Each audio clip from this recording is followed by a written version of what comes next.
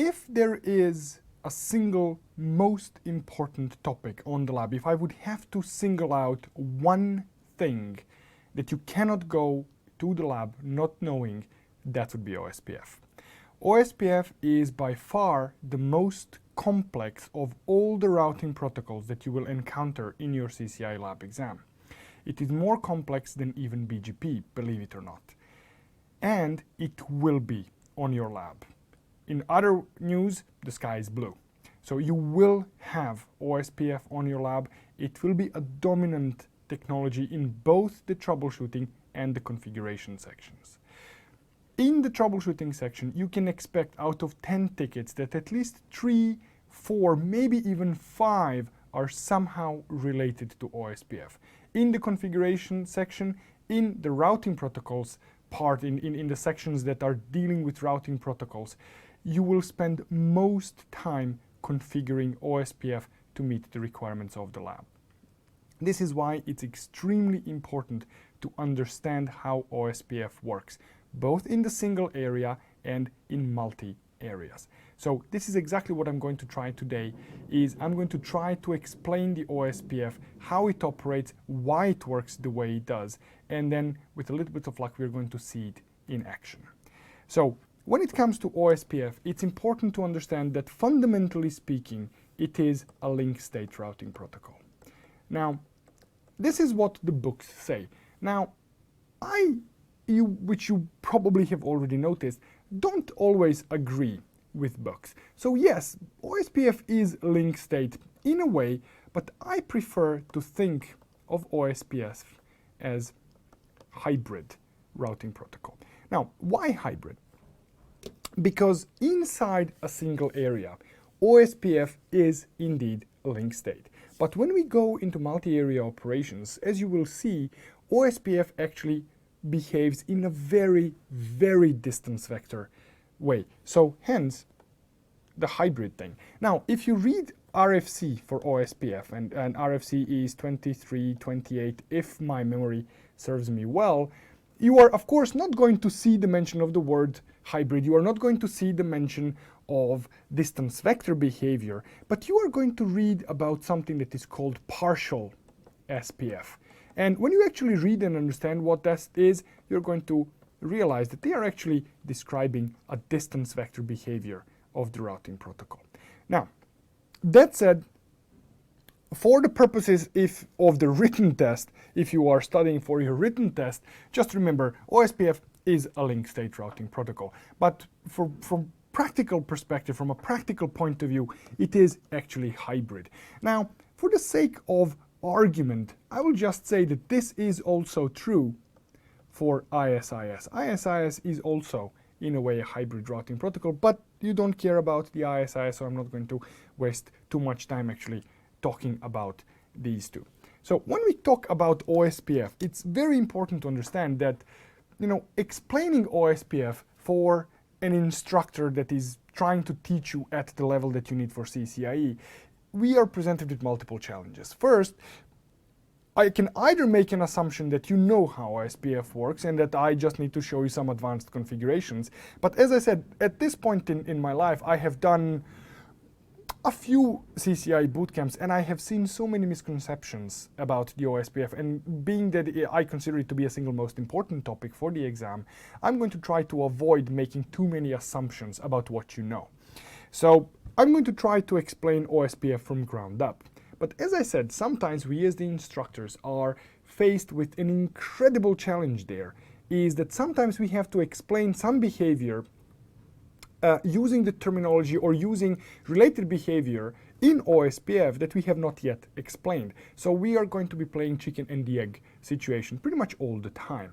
So I can start talking about OSPF from ground up, but then I'm going to talk about the information exchange. But how do I talk about the information exchange before I explain what is contained in those information exchanges? But if I talk about that, then how do they propagate? And then we're going to talk about the areas, but what are the areas and what are the different area types? So you see, it can get very, very complex real fast. So I need to make a decision here. So what I'm going to be doing here is I'm going to be explaining things in OSPF relatively from ground up. And then I'm going to go on tangents explaining OSPF. So I'm going to talk about one thing. So we are going to be, as you will see, filling up some tables. And then as we fill out those tables, I'm going to go on tangents and explain relative concepts that are related to what I was just talking about. And that means that we are going to be jumping a little bit back and forth in this lecture, but I hope that you will be able to follow me. The OSPF network types table. The first network type that I'm going to talk about is going to be the broadcast network type. Now, broadcast network type is using hello timers, or it sends hellos every 10 seconds and it uses the dead timer of 40 seconds. Now, this 10-40, or I should say 1-to-4 ratio between hello timers and dead timers, is the default one in OSPF. So if you change just the hello type on an interface, for example, the hello timer on the interface, you're automatically going to be modifying the dead timer as well. So if I set my hello timer to 20 seconds, my dead interval will automatically be 80 seconds, and so on. So this ratio is maintained until the moment you actually set the dead interval manually. The minimum that you can set for the hello timer in OSPF is 1 second. But sometimes you actually want to have a fast convergence, that you want the routers to notice that the neighbor is down in shorter time than 1 second. If that is the case, you have to use the special configuration in which you declare that you want to use the minimal dead interval, and the minimum dead interval that you can set is 1 second. And then you configure something that is called the hello multiplier. Within that 1 second, how many hellos you want to send.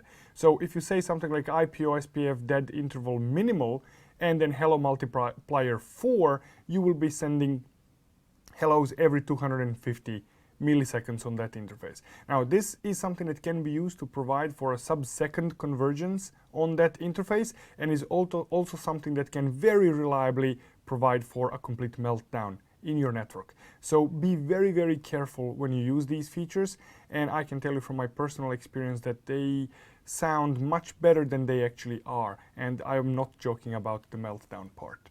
Now, in the hello column here, I'm going to mention that on the broadcast network type, by default, it will be the multicast hellos that are being sent. And OSPF sends hellos to 224.0.0.5. So the hello destination, so let me just write this down. So we have hello destination for multicast is 224.0.0.5. Now, this is a link local address, which means that traffic sent to this address will not be routed by other routers. So these hellos will be contained to a specific interface, to a specific link. Neighbor column here, do I need to specify the neighbor statement in order to establish successful adjacency on a broadcast network type? The answer is no. I don't need the neighbor statements. I don't need to specify the neighbors.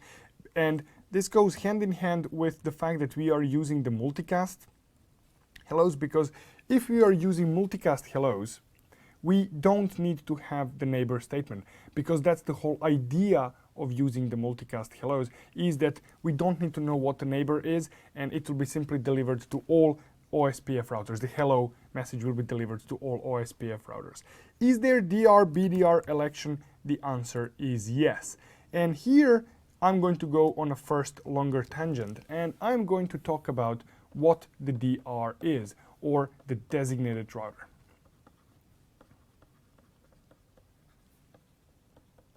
Designated router on a shared segment. So let's say that we have a segment of routers that are connected to the same Ethernet link. So something along these lines.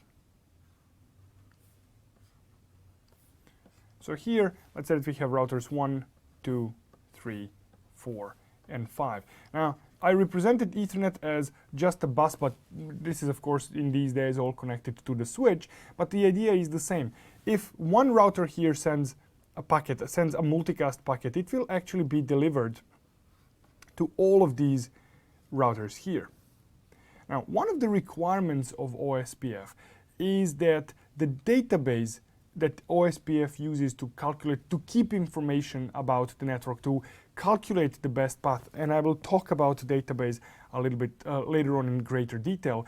One of the requirements is that inside an area, a database must be identical on all devices. So whatever is on one of these routers must be present on all the other routers.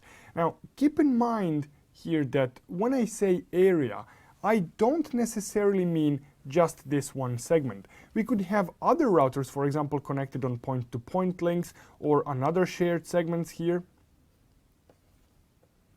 that are in the same area. And this database requirement that it needs to be identical holds true for all those routers as well. So all these routers here must actually have identical databases because they are in the same OSPF area. So this is an area, and this part here, this arrangement between 1, 2, 3, 4, and 5, this is something that we are going to call a shared segment. Now, inside an area, we can have multiple shared segments. Here is another one. So this is another, let me use a different color there. So this here is going to be another shared segment that is very, very different than the one on top. So they are unrelated in terms of DR election or the BDR election. These are separate shared segments. So we have one shared segment here and we have another shared segment here, but they are in the same area and they need to have identical databases. So going back to our shared network, just focusing on that one bit. So we are going to have 4 routers here. If the database must be identical on all of them, let's examine what happens. So I'm just going to copy all this. What happens if, for example, R1 here has a network N that it is advertising to all these routers? So what it's going to do is going to send the network here, going to send the advertisements here, send the advertisement here, and send the advertisement here. Now we can see that we are sending this advertisement here 4 times. But not only that, we need to maintain the adjacency with R5, we need to maintain the adjacency with R2, we need to maintain adjacency with R3, and we need to maintain adjacency with R4. R2 needs to maintain adjacency with R1, with R5, with R3, and R4. R3 needs to maintain adjacency with R5 and R4 on top of that, and R4 and R5 have the adjacency. So basically what I have here is the full mesh of adjacencies, which on 5 routers isn't really that much of a deal because every single router here will have only 4 adjacencies. But what if we had 50, 60 routers on this segment? Now, not very likely scenario, but also not extremely unlikely scenario. This number here doesn't really scale well. And especially given the fact that information that is sent by R1 to R2 is the identical information that is sent to R5, R3, and R4, and in the other direction. So we are simply going to be sending the exact same copy of the same information to all of the routers on the segment. Now, this is not very scalable and it's not most optimum way of actually exchanging the information. This is why in OSPF there is this concept of the designated router, which basically is the router that is going to be acting as a virtual hub for the exchange of the information. So not all traffic will be flowing through it as the result, it's just going to be an exchange hub. So in this case, let's just say that for whatever reason, R5 here became our designated router. What's going to happen is that R5 is going to maintain the adjacencies with these 4 routers here. So the number of adjacencies is now n-1 in our network. that means that we have this virtual hub and spoke of information exchange. So when we have our network N here from R1 that needs to get advertised, what's going to happen is R1 is going to send that information to R5, and R5 will fan it out where it needs to go. So we are not going to send the same information from R1 to R5, from R1 to R2, from R1 to R3, from R1 to R4, and then from R5 to 2, 3, 4, then from 2 send it to 3 and 4, then from 3 send it to 4, and then from 4 send it to 5. So this is not going to happen. This ridiculous exchange of information of the exact same information. So this is the primary role of the designated router, is to provide this hub and spoke like information exchange inside the shared segment. That's the primary role of it. Another role of DR, and this is going to get a little bit tricky now. Let's say that we have an area that involves a lot of shared segments, or maybe even some point-to-point links. That really doesn't matter.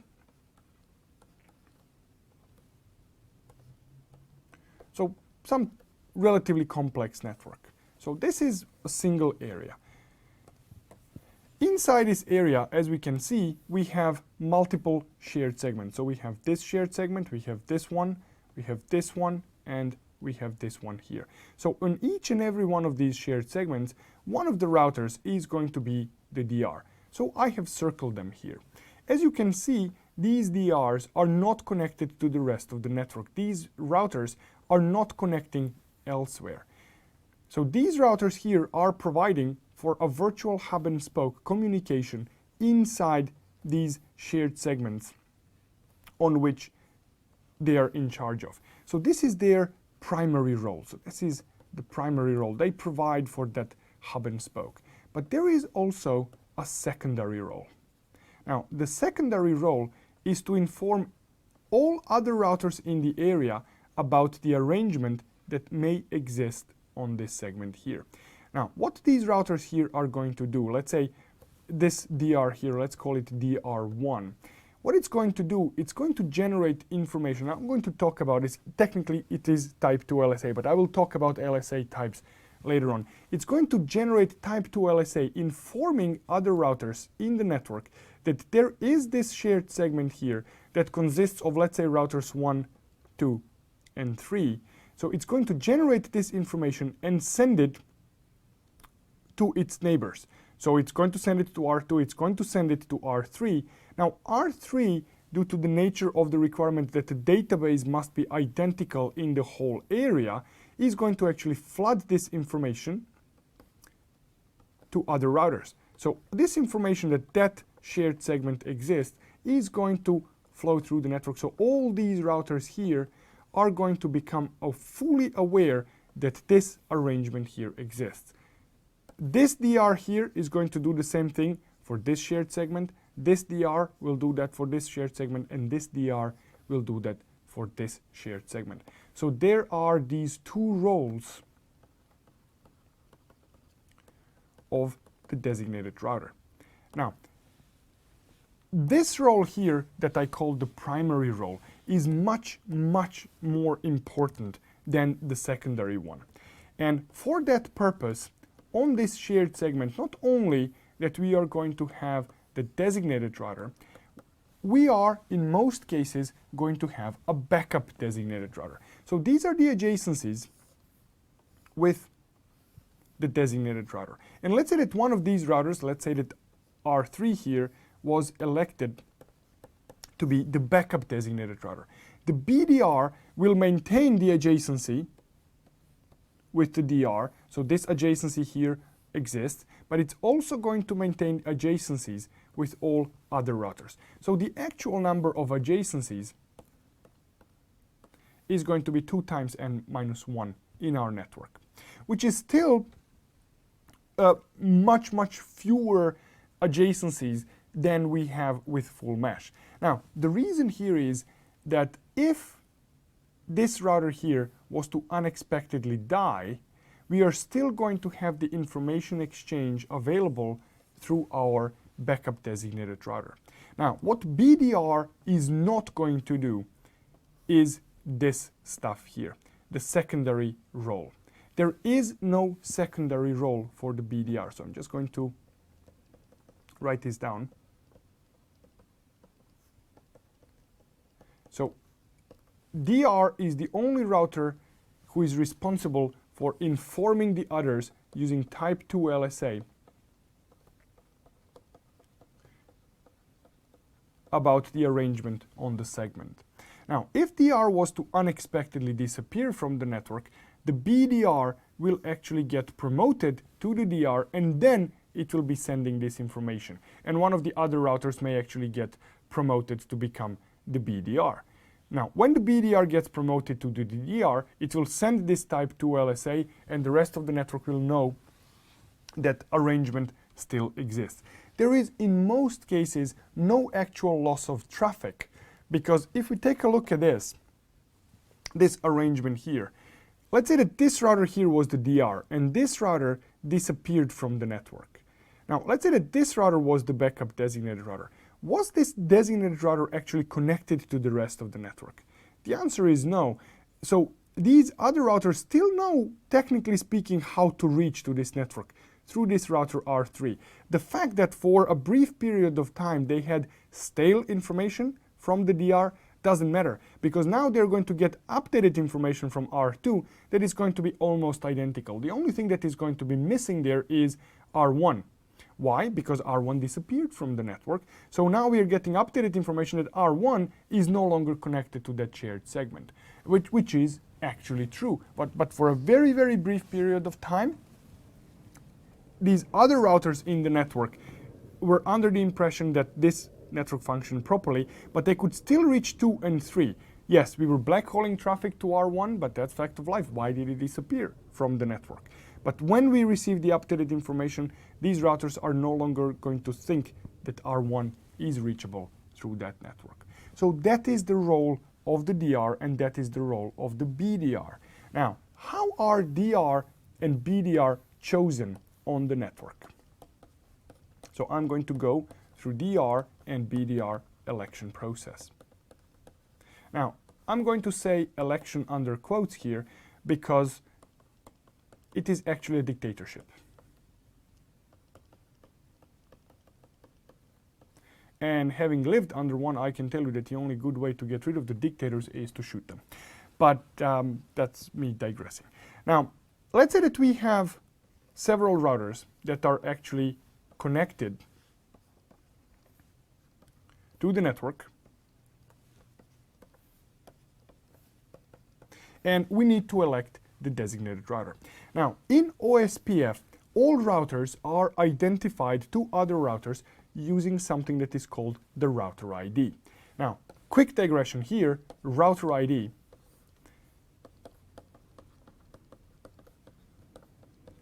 is a 32-bit number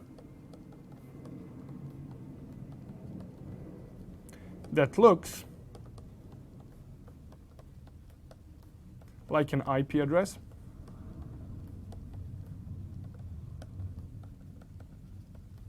but is not an IP address. What I mean by that is that when you have router R1, and this R1 has multiple interfaces, let's say that it has Ethernet interface, it has serial interface, it has gigabit interface, and it has the loopback interface. All of these interfaces will have an IP address. Now, when we fire up the router OSPF process, what's going to happen?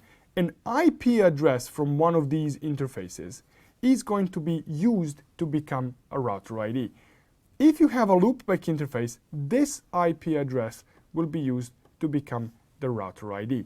But it is going to be the value of the IP address that is used, because router ID is not an IP address. So let's say that we had 1111 here. So the router ID here will become 1111. Now let's say that we actually remove this interface from the router.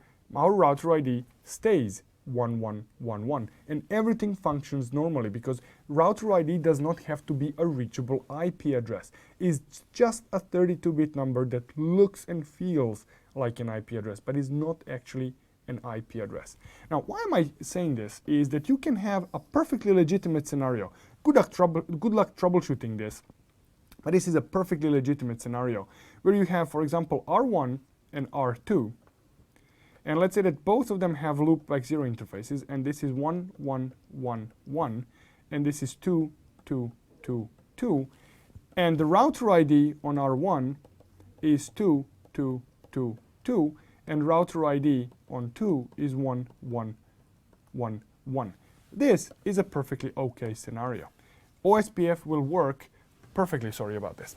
So OSPF will work like a charm here. It's only you who will struggle to actually troubleshoot this in case there is a problem, because you will see that there is a loopback that has IP address and then you have a router ID that doesn't match. Now, the reason why most candidates or most network engineers would struggle with this is that our immediate gut feeling is, oh, router ID is an actual IP address. Just remember this, it looks like an IP address, but it's not an IP address. Another example is, for example, this. This is a perfectly valid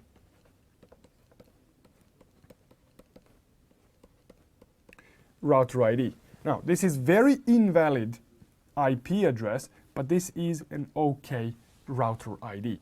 So, inside our OSPF, each router here has a router ID. A router cannot operate in OSPF network unless it has a router ID assigned. By default, it will be assigned from one of the interface IP addresses. Loopbacks are given preference. If there are no loopbacks configured, then it will be simply the highest IP address on the router. They can also be configured manually under the OSPF process with router OSPF, whatever the process number is, and then you specify the router ID. And let's say that here router IDs are very, very simple.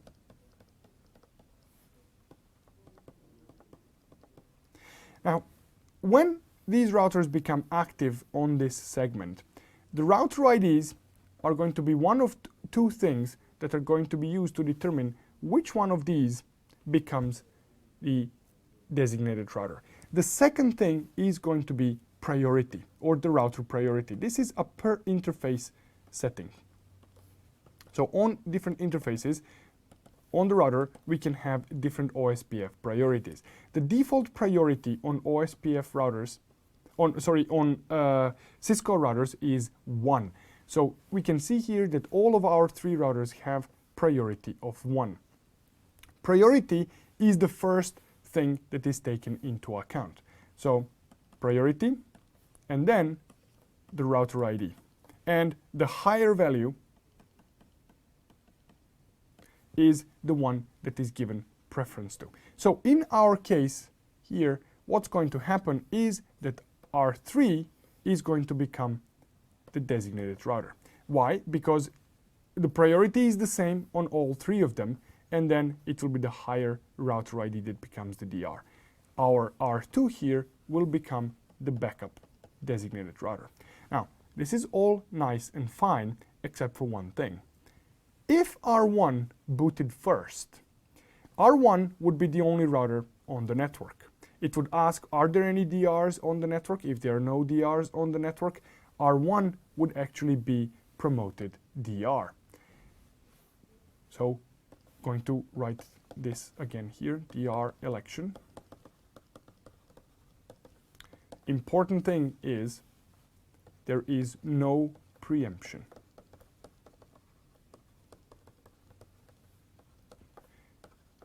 New router will not displace existing DR.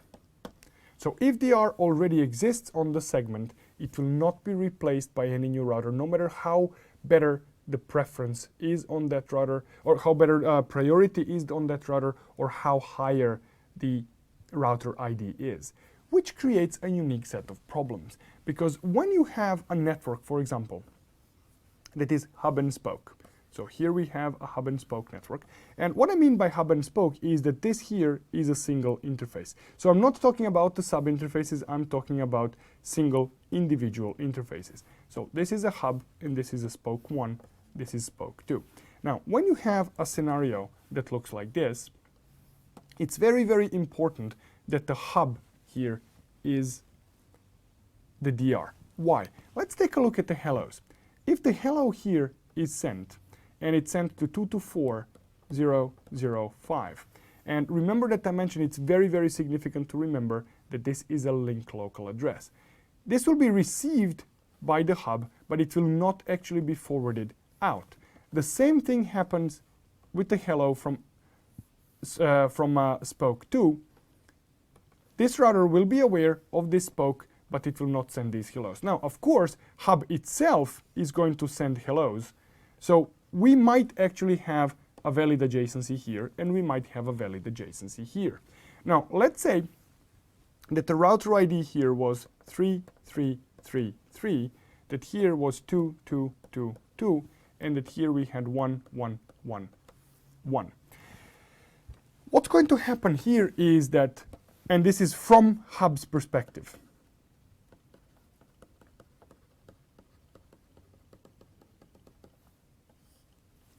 is that hub is going to think that on this segment, this is the DR, and that spoke 2 is the BDR. And it's going to think that it's DR other. Now, what's going to happen here is, let's say that there is a network N behind spoke 1. And let's say that this network N is now being advertised to hub. Now, the hub being DR other assumes that there is an adjacency between spoke 1 and spoke 2, so it's not actually going to reflood this LSA to spoke 2, which means that spoke 2 cannot reach the network N. So network N is unreachable from spoke 2 because hub did not forward that information out to it. This is why whenever you have hub and spoke networks, you need to absolutely ensure that if you are using the network type that elects the DR and the BDR, you actually need to make sure that the hub is the DR. And you need to ensure that no other routers in that segment can ever become the designated routers. Which brings me to another point. The only way, so again, DR election. The only way to prevent, the only way to make sure a certain device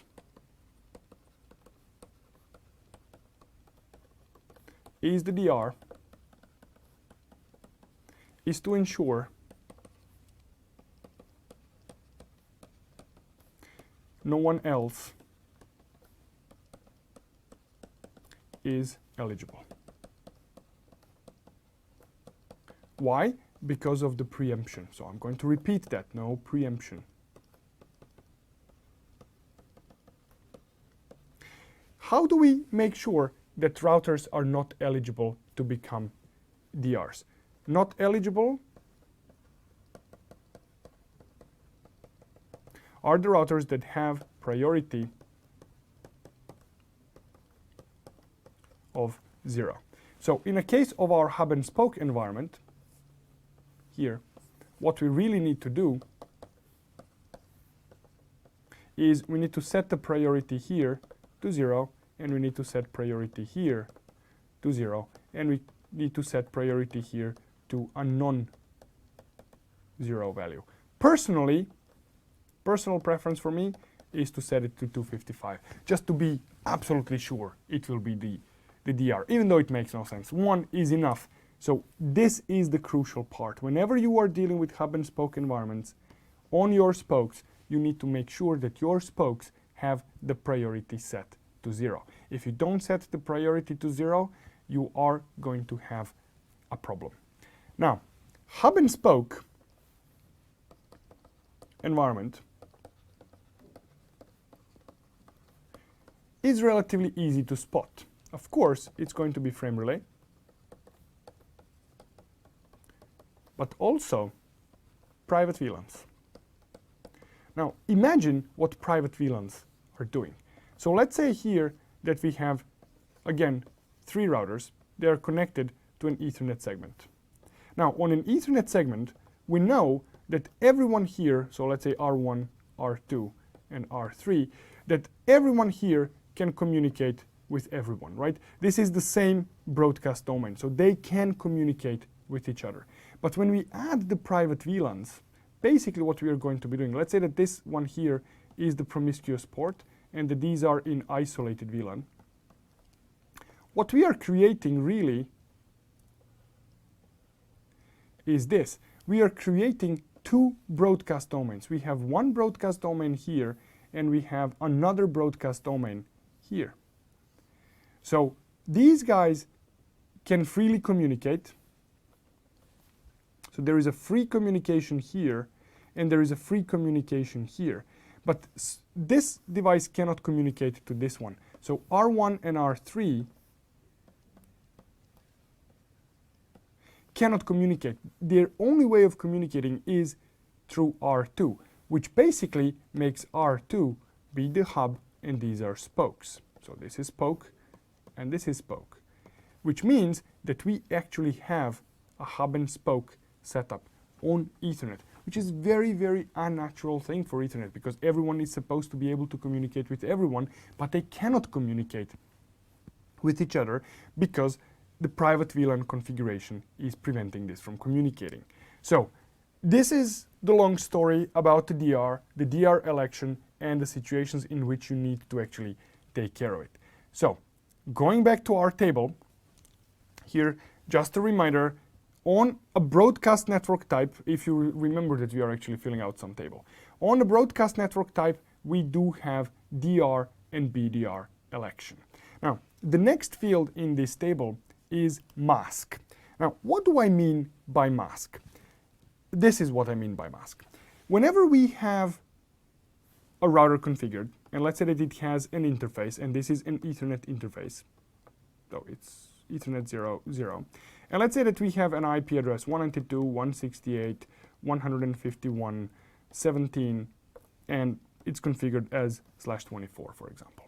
When we want to advertise this network here in OSPF, and this is the default, so this is the broadcast network type.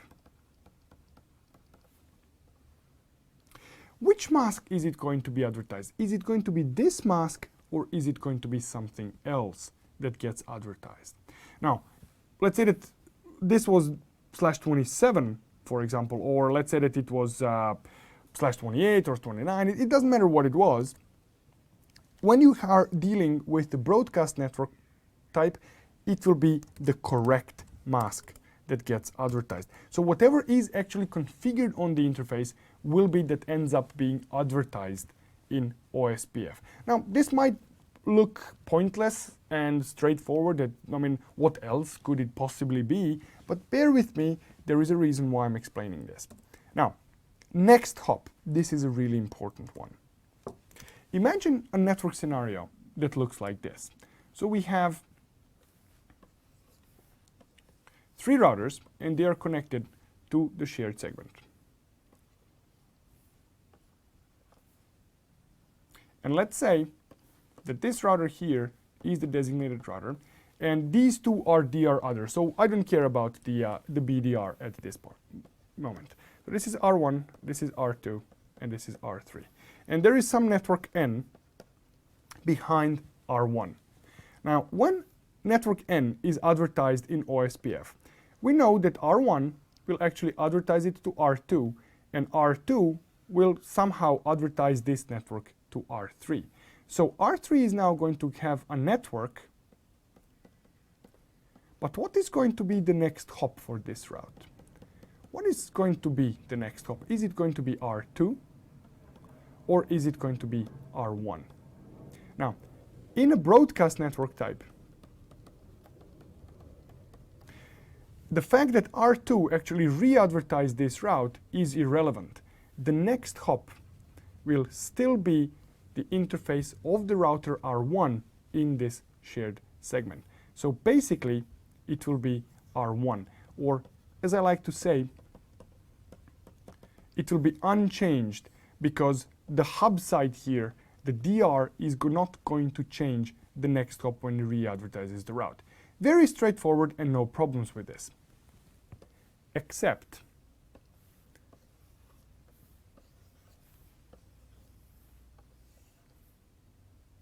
actually, let me give you a more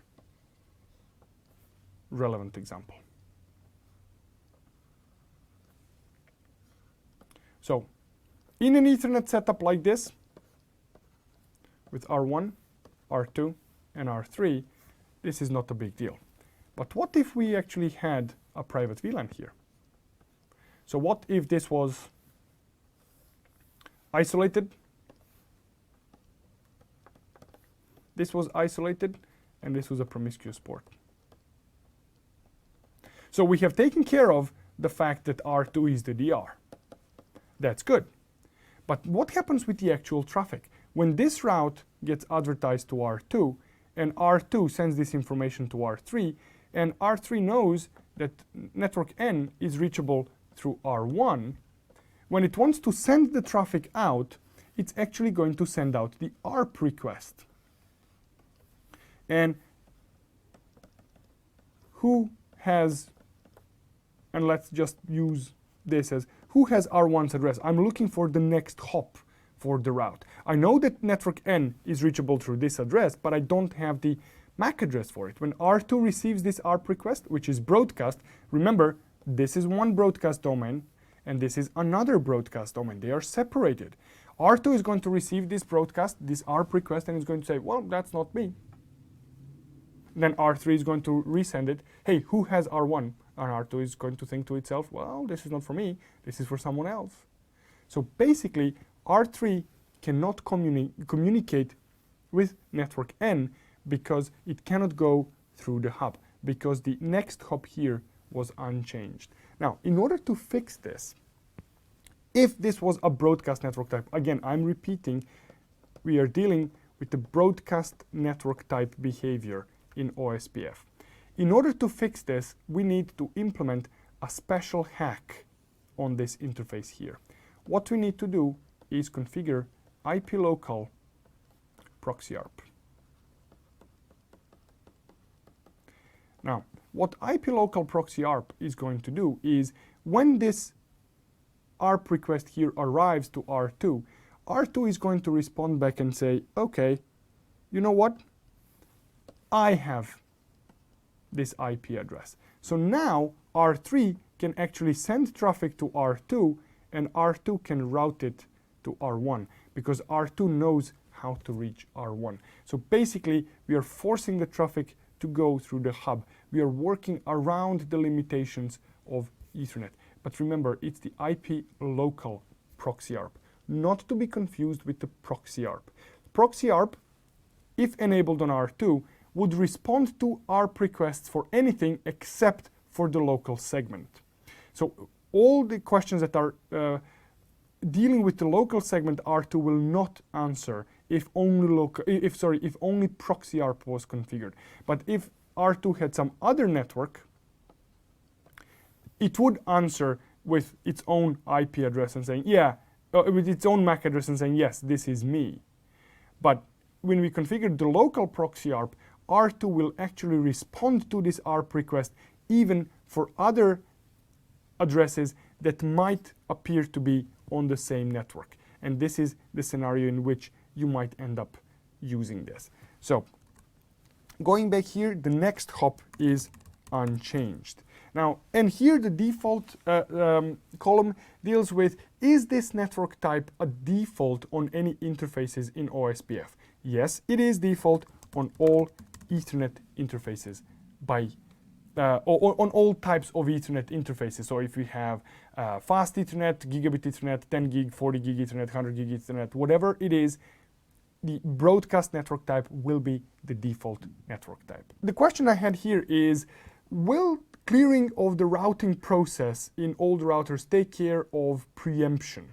So if we already have a DR configured on the network, and if we clear the router process on all the routers on the segment, will they go through re-election process? The answer is yes.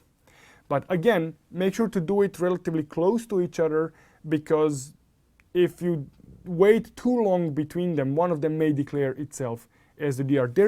The routers have a built-in defense mechanism against this, and I will talk about it in a moment.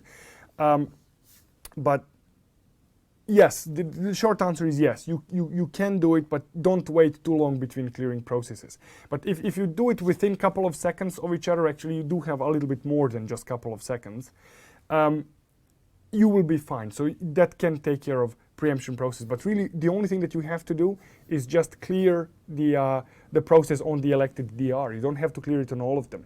Because if you clear the DR and it's no longer sending the hellos, after the dead interval expires, after 40 seconds, all other routers are actually going to declare the DR as dead, and they're going to go through the re-election. So the one that was BDR will be promoted, and a new BDR will be elected. If you want to change both DR and the BDR, just clear the process on two of them, and the DR others will actually go through the election process, if, of course, they are eligible to become DR and the BDR. That means that they must have their priorities as non-zero.